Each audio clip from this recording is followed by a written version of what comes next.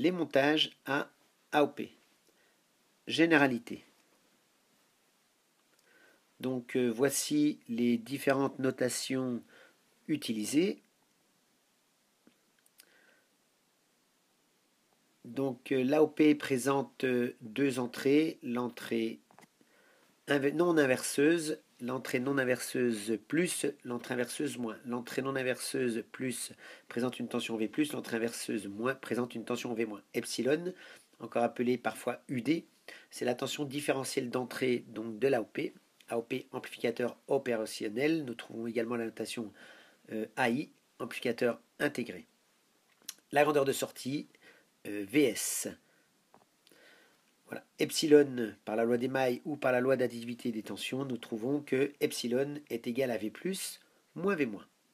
I+, est le courant d'entrée dans l'entrée non inverseuse. I- est le courant dans l'entrée inverseuse.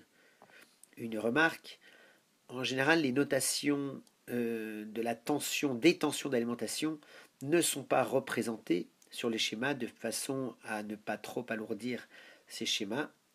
Dans l'ensemble des vidéos, nous appellerons la tension d'alimentation plus VCC et moins VCC.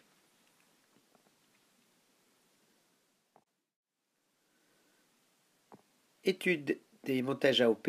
La première partie correspond au montage en fonctionnement linéaire. Donc, pour les fonctionnements linéaires, dans un premier temps, l'AOP considéré comme les AOP seront considérés comme parfaits, c'est-à-dire I+ égale à I- égale à 0. L'AOP fonctionne en régime linéaire, donc les AOP vont fonctionner en régime linéaire, car ils vont présenter une contre-réaction. Dans ce cas, epsilon est égal à 0, et comme V+ est égal, comme epsilon égale 0, V+ va être égal à V-. Donc, qu'est-ce qu'une contre-réaction? Une contre-réaction va être un lien qui peut se faire par une résistance, un condensateur ou une bobine, ou encore association bobine, condensateur, résistance, donc de deux éléments, de trois éléments, entre l'entrée inverseuse, c'est-à-dire l'entrée moins, et la sortie.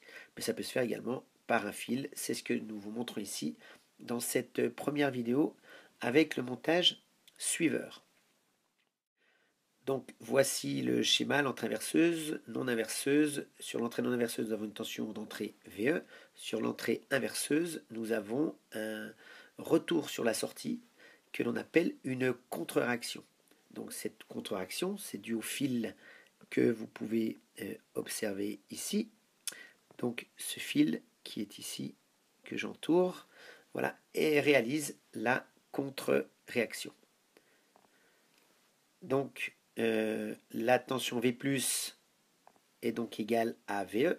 La tension V- est égale à VS.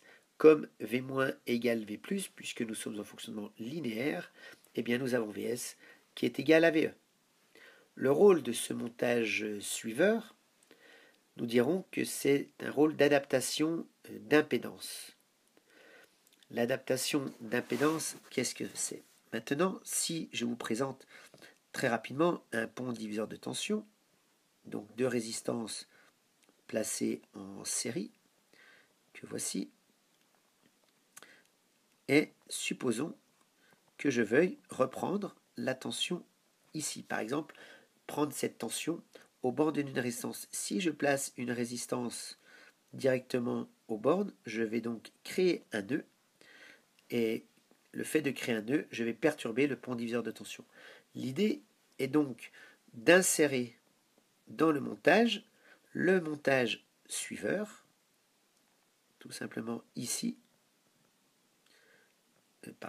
d'insérer le montage suiveur, donc ici l'entrée inverseuse, et dans ce cas-là, la tension qui est présente, ici la tension que je vais appeler U, nous retrouvons U en sortie ici, et nous pouvons ensuite placer la résistance qui ne va pas perturber le pont diviseur de tension. Voilà une application très rapide du montage suiveur.